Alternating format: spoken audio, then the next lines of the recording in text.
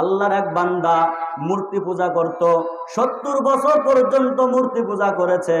আল্লাহ রাব্বুল আলামিন ওই বান্দাকে নিজের বান্দা হিসেবে কবুল করার জন্য অপেক্ষারত ছিলেন।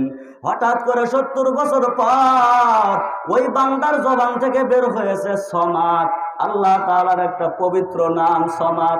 কুল হুয়াল্লাহু আহাদ আল্লাহুস সামাদ।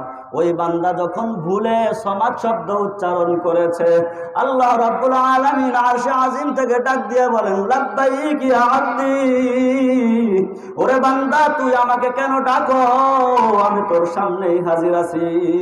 তখন ফেরেশতারা ডাক দিয়ে বলে, আল্লাহ এটা তো আপনার বান্দা না, এটা ওই মূর্তির পূজারী। মূর্তির জিকির করতে করতে ভুলে আপনার নামটা মুখ দিয়ে মুখ ফসকে বের হয়েছে। আল্লাহ ডাক দিয়ে বলেন, তোমরা জানো না আমি আল্লাহ বান্দাকে কত মহাব্বত করি, কত ভালোবাসি। ওরে মানুষ তো তার সন্তান আছে, সন্তানকে মহাব্বত করে। ওরে মানুষ তো মানুষের ভাই আছে, ভাইকে মহাব্বত করে। মানুষ তো মানুষের স্ত্রী আছে, বিবি আছে, তাদেরকে মহাব্বত করে। আমার কোনো ছেলে নাই, আমার কোনো মেয়ে নাই, আমার মা নাই, বাবা নাই। আমি ভালোবাসার লেনদেনের জন্য একমাত্র মানুষকেই সৃষ্টি করেছি। এই বান্দা ছাড়া আমার বলতে কিছু নাই। আসমানকে আমি বলি না আমার আসমান, জমিনকে আমি বলি না আমার জমিন, কারণ আসমান আমি আমার বান্দার জন্য খাদেম বানাইয়া দিয়েছি, জমিনকে আমার বান্দার জন্য খাদেম বানাইয়া দিয়েছি।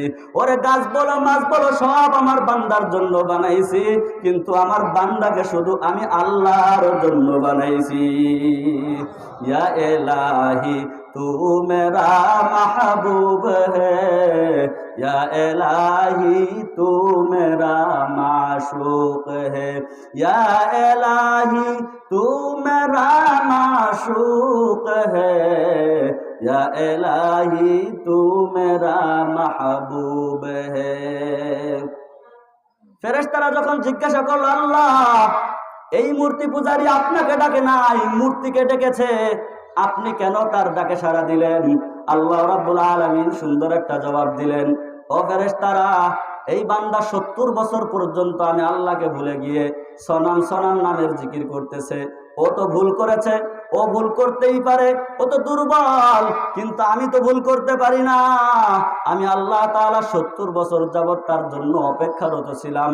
আজকে যখন আমি আল্লাহর নাম ভুলে হলে ওর মুখ থেকে বের হয়েছে, আমি আল্লাহ তাআলা সহ্য করতে পারি নাই।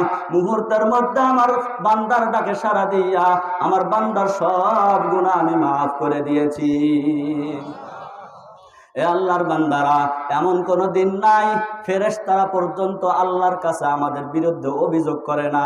এমন কোনো দিন নাই এই জমিন আল্লাহর কাছে আপনার আমার বিরুদ্ধে অভিযোগ করে না।